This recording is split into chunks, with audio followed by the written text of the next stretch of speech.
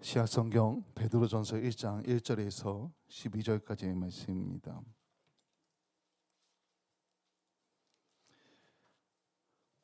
제 성경책은 377쪽입니다. 신약성경 베드로전서 1장 1절에서 12절까지의 말씀입니다. 제가 봉독합니다.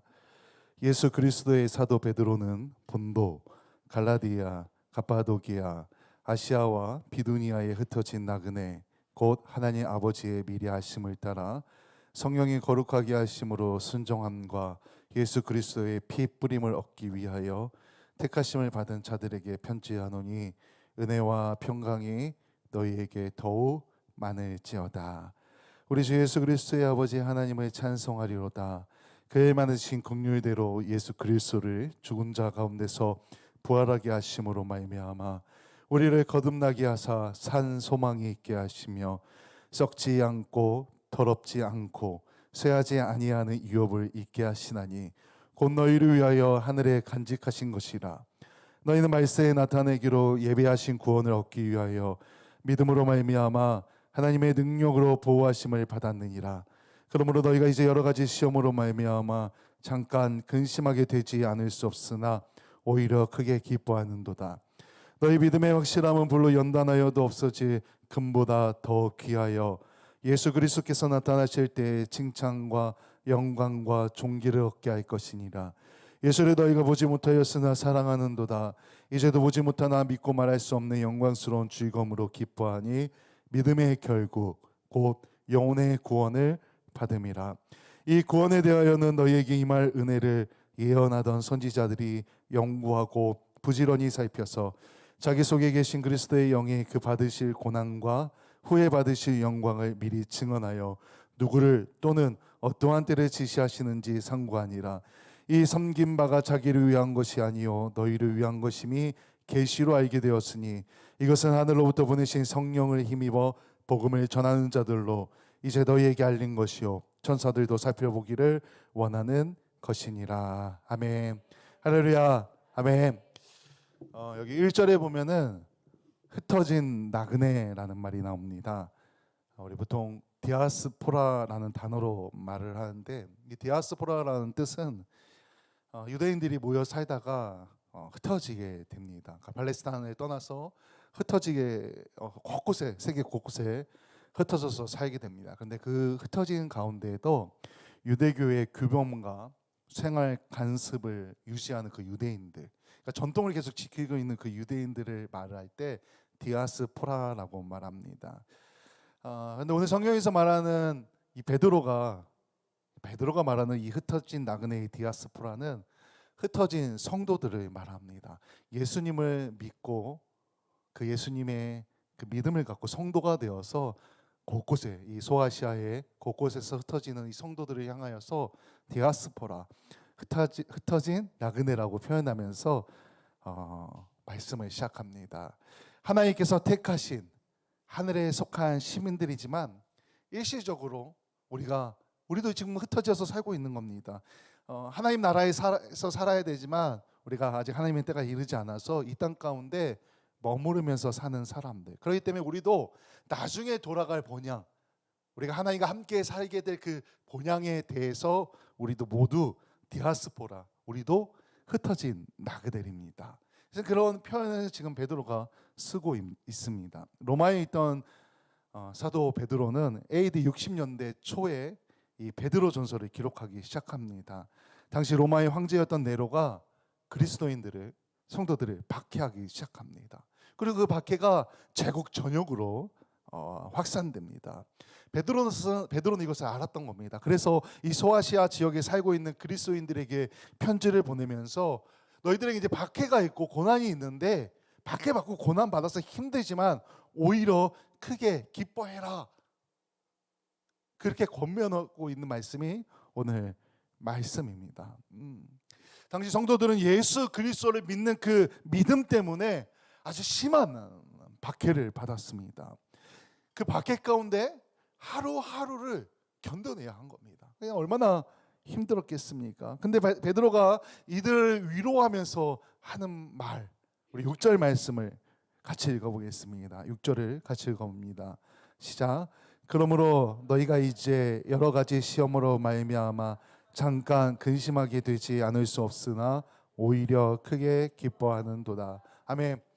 박해가 있어서 고난받고 근심합니다.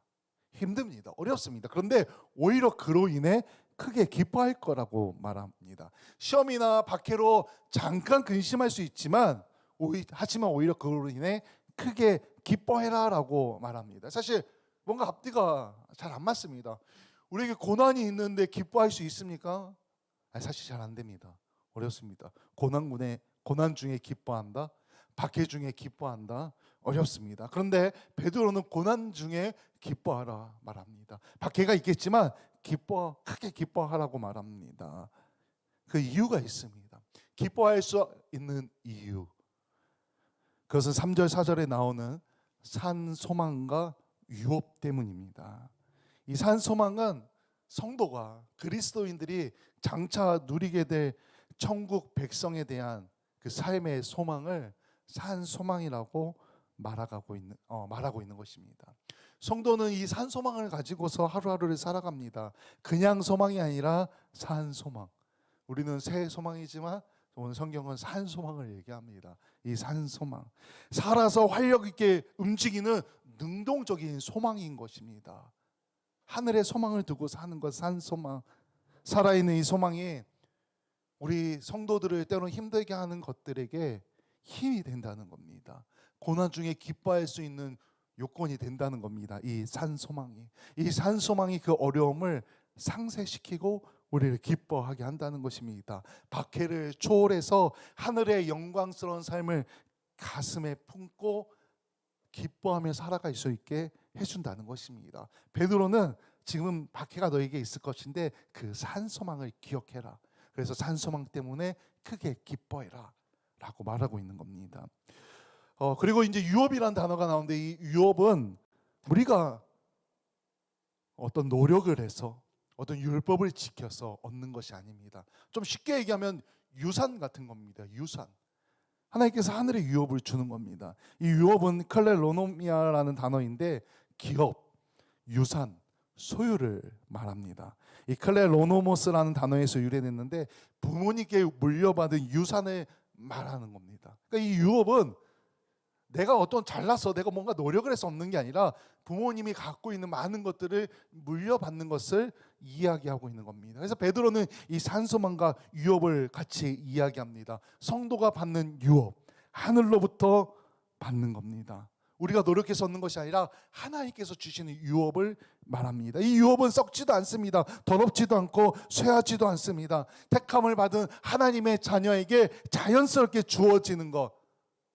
이 유업 때문에 기뻐하라고 말합니다. 이 유업 때문에 크게 기뻐한다고 말합니다. 산 소망과 유업. 사실 우리도 이 한국 사회는 기독교에 대한 뉴스에서 가끔 막 뭐라고 하고 누가 믿는 사람이라고 말하면서 목사라고 말하면서 장로라고 말하면서 사고 쳐서 사람들이 욕을 하지만 이 성경에 나오는 혹은 우리가 일제시대에 받았던 어떤 신앙의 핍박, 박해와는 사실 비교할 수 없습니다. 이 시대도 그렇고 우리 일제시대도 그랬지만 목숨을 내놓는 박해였습니다. 믿는다는 이유 때문에 감옥에 갈 수 있는. 그런데 그런 고난 가운데 산 소망과 유업을 기억하면서 크게 기뻐하라고 말하는 것입니다. 물론 우리는 그 정도의 고난은 아니지만 우리도 예수 믿는다는 그 이유 하나 때문에 참아야 될 때가 있습니다. 그것도 믿음의 고난입니다. 상대방이 내가 예수를 믿든 안 믿든 모를 수도 있습니다. 그런데 나는 예수를 믿기 때문에, 예수님을 믿고 있기 때문에, 내 안에 그 빛의 열매가 있기 때문에, 선한 마음이 있기 때문에 때론 화를 낼 수 있는데 내가 화내야 되는 상황인데도 화내지 않고 참을 때가 있습니다. 그 또한 믿음의 고난입니다. 그런데 그 고난이 있을 때 우리에게 연속되어질 수 있습니다. 그리고 우리는 사실 믿음 때문에 그런 고난 가운데, 고난 속에서 세상 가운데 살아가고 있는 겁니다. 하지만 그런 고난이 있고 때론 마음에 어려움이 있고 생각이 힘듦이 있지만 오늘 말씀처럼 산 소망을 기억하고 하늘의 이 위협을 바라보면서 살아가면 고난이 있지만 크게 기뻐할 수 있다는 겁니다. 베드로는 너희들에게 고난이 있지만 이 산 소망과 유업을 바라보면서 크게 기뻐하라라고 말하고 있는 것입니다. 오늘 이 성경 말씀이 우리에게 우리의 삶에 아주 놀라운 큰 은혜가 되기를 소망합니다. 아멘. 우리 10절 말씀을 같이 읽습니다. 10절에 있습니다. 시작. 이 구원의 대날은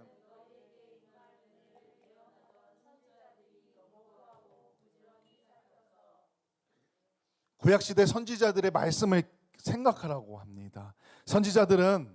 과거의 선지자들은 우리가 성경에서는 그냥 막 기적을 행하고 하나님의 말씀을 듣고 기도하고 이걸로 끝나는 것 같았지만 오늘 말씀을 보니까 그 선지자들도 하나님의 말씀을 연구했다고 말하고 있는 겁니다.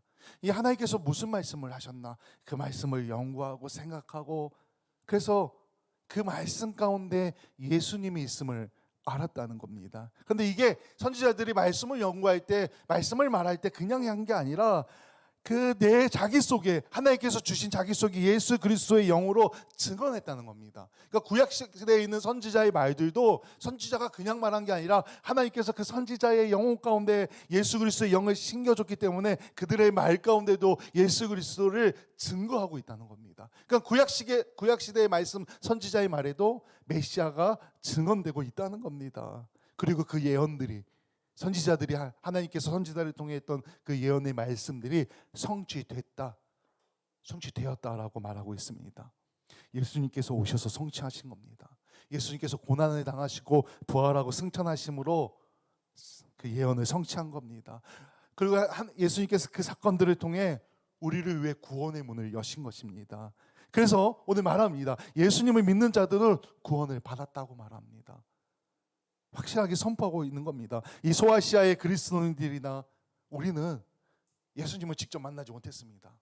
이미 예수님께서는 2000년 전에 이 땅에 오셔서 그 시대 사람들하고만 만나고 못 박혀 돌아가시고 부활하시고 승천하셔서 우리는 예수님을 만날 수 없습니다. 근데 이 당시에 이미 예수님께서 승천하셨기 때문에 베드로가 말씀을 전하는 그 소아시아의 성도들도 예수님을 만나지 못했습니다. 그래서 우리는 예수님을 못 만났다. 앞으로도 만나지 못할 거다. 그런 얘기를 합니다. 그런데 우리는 그 예수님을 사랑하고 믿는다. 그래서 우리는 구원받았다.